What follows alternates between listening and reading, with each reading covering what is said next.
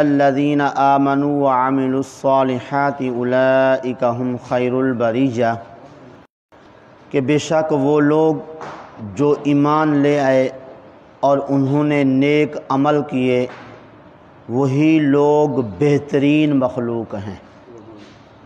تو اس آیت مقدسہ میں اعمال صالحہ کرنے والے ایمان والوں کو اللہ تبارک و تعالی نے بہترین مخلوق قرار دیا ہے، اور احادیث کی روشنی میں اعمال صالحہ کرنے والے ہی معزز اور عزت دار لوگ ہیں، یعنی اعمال صالحہ کی وجہ سے اللہ تعالیٰ نے ان کو عزت دی ہے اور اللہ پاک نے ان کو مکرم بنایا ہے۔ جیسا کہ حضرت عائشہ صدیقہ رضی اللہ عنہا فرماتی ہیں، میں نے آقا کریم صلی اللہ علیہ وسلم کی پاک بارگاہ میں عرض کی، آقا اللہ تعالیٰ کے ہاں سب سے زیادہ معزز اور مکرم لوگ کون ہیں؟ آقا کریم صلی اللہ علیہ وسلم نے ارشاد فرمایا، اے عائشہ کیا تم نے اللہ کا یہ فرمان نہیں پڑھا کہ اللہ تعالیٰ نے ارشاد فرمایا ان الذین آمنوا وعملوا الصالحات اولئک هم خیر البریہ، کہ اعمال صالحہ کرنے والے مومن ہی بہترین مخلوق ہیں۔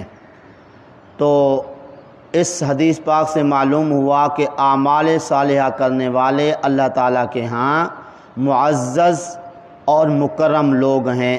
تو اسی لیے ہمیں بھی چاہیے ہم بھی اعمال صالحہ کر کے اللہ تعالیٰ کے ہاں معزز بن جائیں، مکرم بن جائیں۔ جب اللہ تعالیٰ کے ہاں معزز اور مکرم ہو گئے تو پھر مخلوق کے اندر ہی عزت اور احترام ملے گا۔ اسی طرح آقا کریم صلی اللہ علیہ وسلم نے اپنے صحابہ کرام رضوان اللہ علیہم اجمعین سے ارشاد فرمایا، میں تمہیں بہترین مخلوق کی خبر نہ دوں؟ پھر آقا کریم صلی اللہ علیہ وسلم نے خود ارشاد فرمایا کہ جو آدمی بکریوں کے ریور میں رہ کے نہ تو نماز چھوڑتا ہے نہ زکوٰۃ سے جی چراتا ہے، فرمایا کہ یہی مخلوق، یعنی کہ یہ آدمی جو بکریوں کے ریور میں رہ کر نہ تو نماز چھوڑتا ہے نہ زکوٰۃ سے جی چراتا ہے، یہی آدمی بہترین مخلوق ہے۔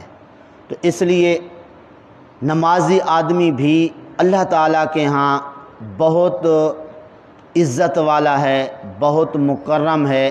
تو اس لیے نماز جو ہے ہمیں نہیں چھوڑنی چاہیے کہ نماز کی وجہ سے ہی بہترین مخلوق کے اندر بندہ شامل ہو جاتا ہے۔ اسی طرح زکوٰۃ دے کر بھی اللہ تعالیٰ کے ہاں بندہ معزز اور بہترین مخلوق بن جاتا ہے۔ اسی طرح آقا کریم صلی اللہ علیہ وسلم نے ارشاد فرمایا، کیا میں تمہیں بدترین مخلوق کے بارے میں نہ بتاؤں؟ پھر آقا کریم صلی اللہ علیہ وسلم نے فرمایا، بدترین آدمی وہ ہے، بدترین مخلوق وہ ہے جو اللہ تعالیٰ کے نام پر سوال کرے تو اسے کچھ نہ دیا جائے۔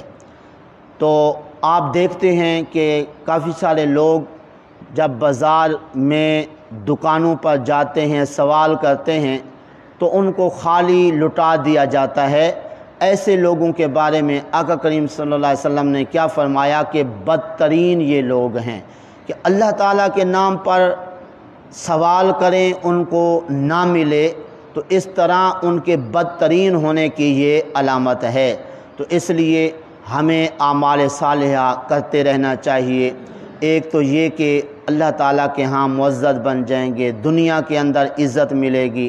اس کے علاوہ اللہ پاک نے خود ارشاد فرمایا، جزاؤہم عند ربہم جنات عدن، یہ جو اعمال صالحہ کرنے والے مومن ہیں ان کو صلہ کیا ملے گا؟ فرمایا ان کو صلہ ہمیشہ رہنے والی جنتیں ملیں گی، ہمیشہ رہنے والی جنتیں ملیں گی۔ ایک انعام، دوسرا انعام رضی اللہ عنہم ورضوا عنہ، یہ اعمال صالحہ کرنے والے اللہ سے راضی ہو گئے، اللہ ان سے راضی ہو گیا۔ تو یہ اللہ تعالیٰ کا راضی ہو جانا مومنوں سے یہ بھی بہت بڑا انعام ہے۔ اسی لیے حدیث شریف میں آقا کریم صلی اللہ علیہ وسلم نے ارشاد فرمایا، جب جنتی لوگوں کو ساری نعمتیں جنت کی دے دی جائیں گی تو پھر اللہ تعالیٰ ارشاد فرمائے گا، اے میرے بندو کیا تم راضی ہو گئے ہو؟ عرض کریں گے مولا کیوں نہ، یہ اتنا کچھ تو نے ہمیں دے دیا ہے، ہم اس قابل نہ تھے کہ جنت بھی دے دی، پھر جنت کی اتنی نعمتیں بھی نے عطا فرما دیں۔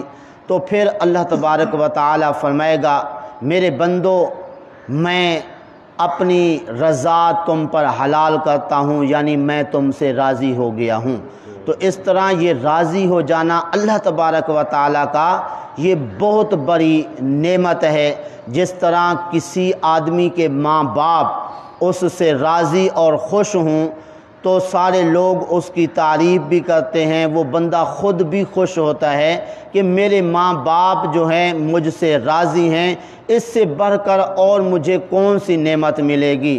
اسی لیے حضرت عبداللہ بن عمر رضی اللہ تعالی عنہما نے ایک دن اپنے والد گرامی حضرت عمر رضی اللہ تعالی عنہ کو دیکھا، عید والی رات کو رو رہے تھے، تو پوچھا ابا جی کیوں رو رہے ہیں؟ کوئی رونے کی وجہ تو اس وقت نہیں ہے، عید کی رات ہے، لوگ خوش ہو رہے ہیں، کل عید کا دن ہے، عید منائیں گے۔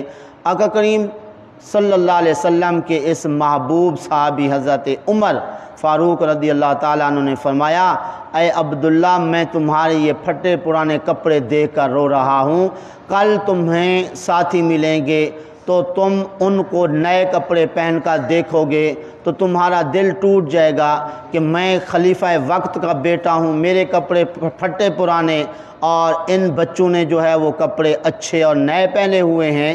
تو آگے حضرت عبداللہ بن عمر رضی اللہ تعالی عنہما نے کیا خوب جواب دیا، عرض کیا ابا جی دل تو اس کا ٹوٹے جس کو اللہ کی رضا نہ حاصل ہوئی ہو، مجھے آپ چونکہ راضی ہیں، آپ کے راضی ہونے کی وجہ سے میرا رب راضی ہے، تو اس سے بڑھ کر اور کیا نعمت ملے گی۔ تو اس لیے ماں باپ کا راضی ہونا یہ بھی بڑی نعمت ہے، پھر اللہ تبارک و تعالی راضی ہو جائے تو کتنی بڑی نعمت ہوگی۔ تو اس لیے کوشش ہمیں کرنی چاہیے اعمال صالحہ کر کے، نیک عمل کر کے اس طرح بہترین مخلوق کے اندر اپنا شمار کروا لیں، اور ساتھ ساتھ اللہ تعالیٰ کی رضا جو ہے وہ ہم حاصل کر لیں۔ دعا ہے اللہ تعالیٰ کی بارگاہ میں جو کچھ کہا صحیح عمل کی توفیق عطا فرمائے۔